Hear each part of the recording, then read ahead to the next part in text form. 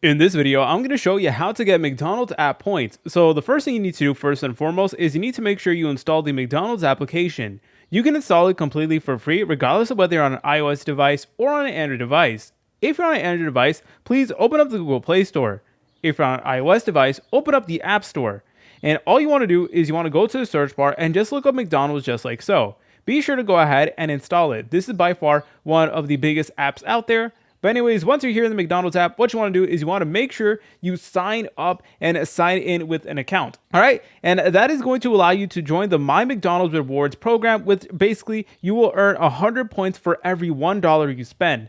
So points only count on money you actually spend. Unfortunately, it does not count any taxes or fees. It is only going to count the actual food itself before any fees and taxes.